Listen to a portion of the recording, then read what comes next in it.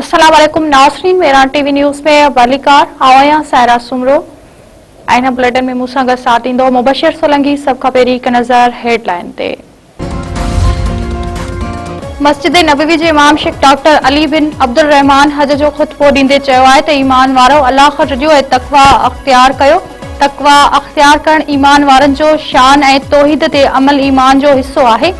रब खां सवाइ कंहिं गैर जी इबादत न करियो। इमाम मस्जिद नबवी हज जे ख़ितमे में वधीक चयो आहे त जिन क़ौमनि ज़ुल्म कयो, अल्लाह ताला जी नाशुक्री कई, उन्हनि खां नेमतूं खसियूं वयूं। अल्लाह ऐं बाने जो तालुक़ निजात जो ज़रियो आहे। मुसलमाननि खे हर मुसीबत में सब्र जो दामन न छॾणु घुरिजे।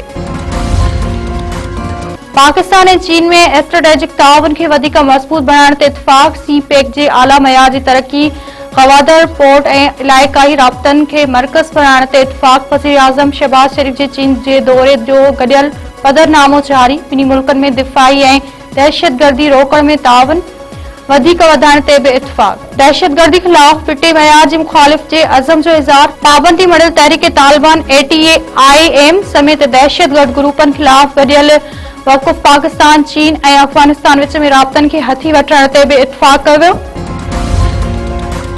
वज़ीर आज़म जूं चीन जी कारोबारी वफ़दनि सां मुलाक़ातूं। चीनी कंपनियुनि पारां मुख़्तलिफ़ शोबनि में सीड़पकारी में दिलचस्पी जो इज़हार।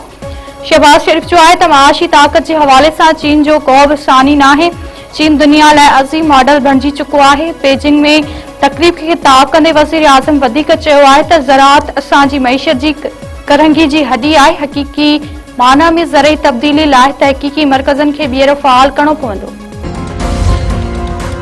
ईरान जे सुप्रीम लीडर मुश्तबा ख़ामनई चयो आहे त ख़िते जा मुल्क हाणे अमरीकी अॾनि जे लाइ डाल न भणिबा। ईरान अमरीका खे सख़्त चमाट वाहे कढी आहे ऐं दुश्मननि खे हदफ़नि खे नाकाम बणायो आहे। हज जे मौक़े ते पंहिंजे पैगाम ईरानी सुप्रीम लीडर वधीक चयो आहे त सियोनी हुकूमत ऐं इसराइल पंहिंजे उमिरि जे आख़िरी मरहले खे पहुची चुका आहिनि। मुस्तक़बिल मुस्लिम उम्मत ऐं नई इस्लामी तहज़ीब जो आहे। शिकारपुर में कराची खां ईद मल्हाइण लाइ आयल ॿ नौजवान गोलियूं हणी क़तल। जेकम्बाद बाईपास भरिसां हथियारबंदनि जी फायरिंग में करीम बख्श ऐं एहसान मारफानी मारिजी विया। ॿई नौजवान गढ़ी यासिन जा रहवासी हुआ। लाश पोस्टमार्टम बैदि वारसनि हवाले। पुलिस जो चवणु आहे त वाक़ियो पुराणी दुश्मनी जो नतीजो आहे। वधीक जांच कई पई वञे। टंडे जाम में तेज़ रफ़्तार ट्रालर मथां अचण सबबि नींगर चिपाइजी फौत। नाके स्टॉप गट मीरपुर ख़ासि खां हैदराबाद वेंदड़ 10 वेलर ट्रालर रोड पार कंदड़ नींगर खे चिपाइजी छॾियो। नींगर खे अस्पताल मुंतक़िल कयो वियो, जिते हिन दमधणी हवाले कयो। इलाइक़े वासियुनि ट्रालर ड्राइवर खे सोघो करे पुलिस हवाले करे।